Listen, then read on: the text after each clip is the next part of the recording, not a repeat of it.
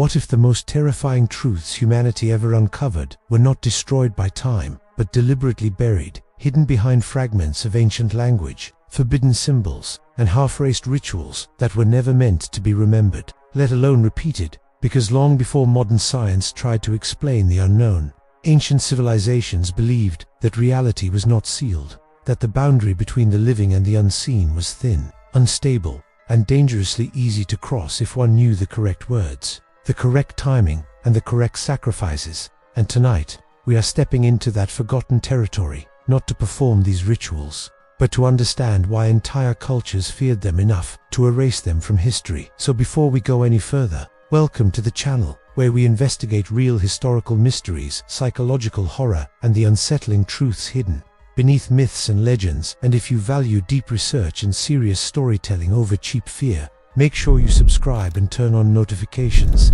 because the stories we uncover don't fade easily. And as we begin, ask yourself this unsettling question: why do nearly every ancient civilization, separated by oceans and centuries, describe eerily similar rituals involving shadows, voices, and entities that were never described as gods, but as something far less benevolent, something that demanded secrecy, obedience, and silence? Because when historians examine early Mesopotamian tablets, Egyptian funerary texts, and later medieval grimoires, they don't just find prayers or symbolic ceremonies. They find instructions written with alarming precision, instructions warning the reader about consequences, about loss of identity, madness, or familial collapse, suggesting that these rituals were not meant to inspire faith, but to control forces believed to exist beyond human comprehension, forces that could influence memory, behavior, and even bloodlines. And what makes this especially disturbing is that many of these rituals were not performed by outsiders or cultists,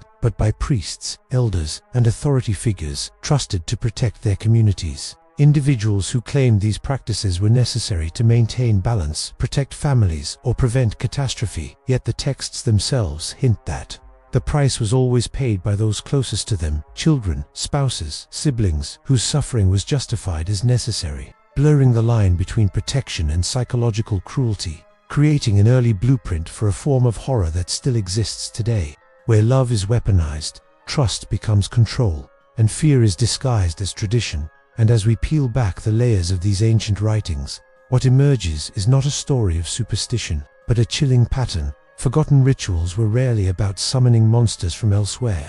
They were about reshaping human minds, enforcing obedience, and breaking emotional resistance.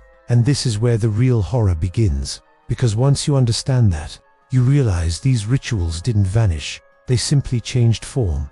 As we move deeper into the surviving fragments of forbidden texts, a disturbing consistency appears across cultures that never interacted directly. From the Sumerian tablets describing whispered invocations meant to invite the unseen listener, to Egyptian spells intentionally excluded from the public Book of the Dead because they were believed to attract entities that cling to the household, to medieval grimoires like the Lesser Key of Solomon that repeatedly warn the practitioner not to allow loved ones into the ritual space, not for their safety alone, but because emotional attachment was believed to weaken the ritual's outcome. And when historians and linguists analyze these instructions, they begin to see something unsettling. These rituals were structured less like spiritual ceremonies and more like psychological conditioning processes, involving isolation, repetition, sleep deprivation, fear reinforcement, and authority-driven obedience, all elements now recognized as tools of psychological manipulation. And in several redacted passages recovered from damaged manuscripts, there are references to rituals intended not to summon spirits, but to bind loyalty, remove defiance, or silence the inner voice. Phrases that suggest these practices were designed to reshape behavior within families or communities, often enforced by a dominant figure who claimed sacred authority. And this is where ancient ritual horror intersects disturbingly with real human suffering, because some texts describe the ritual leader as a guardian, a parent, or a spiritual protector whose role was to correct those who resisted, often children or younger family members, using fear of unseen punishment to enforce obedience. And while modern readers might dismiss these descriptions as symbolic,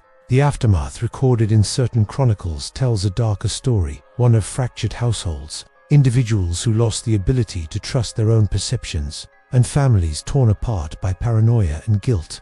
suggesting that the psychological damage inflicted by these rituals was very real, and perhaps intentionally so, because power was not maintained through violence alone, but through belief, fear, and emotional dependence. And what makes this even more chilling is that some rituals specifically instructed leaders to alternate between kindness and terror, reassurance and threat, a manipulation pattern now recognized as trauma bonding, implying that ancient practitioners understood human psychology far better than we like to admit.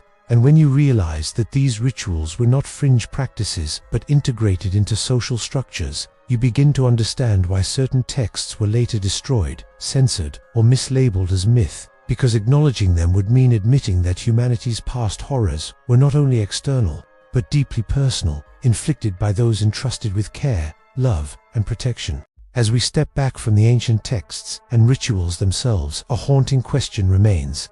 If these practices were erased, why do their psychological patterns persist? Because when we examine modern accounts of familial psychological horror, coercive control, and emotional abuse, we see echoes of the same dynamics described thousands of years ago. Authority figures claiming moral or spiritual superiority, secrecy justified as protection, fear framed as discipline, and emotional suffering dismissed as necessary for growth or salvation, suggesting that while the rituals themselves may be forgotten, their underlying mechanisms survived, passed down not through scrolls, but through behavior, belief systems, and cultural silence. And this is perhaps the most unsettling realization of all, that the true horror of forgotten rituals is not the possibility of spectral entities lurking beyond the veil, but the proof that humans have long known how to manipulate trust, love, and fear with devastating precision. And even today, when individuals recount experiences of psychological torment within families, they often describe sensations eerily similar to those warned about in ancient texts: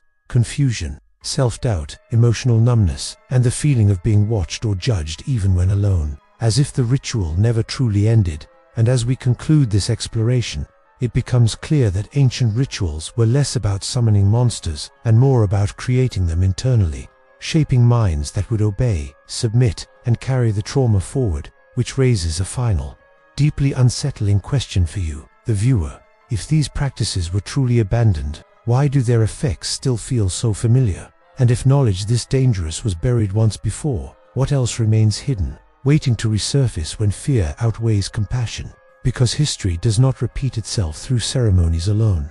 It repeats through people. And if this video made you question what you thought you knew about the past, the unseen, or even the nature of trust itself, then this conversation is far from over. So share your thoughts in the comments. Subscribe for future investigations into hidden history and psychological horror. And remember, some rituals are forgotten for a reason. Not because they lacked power, but because they revealed something terrifying about us.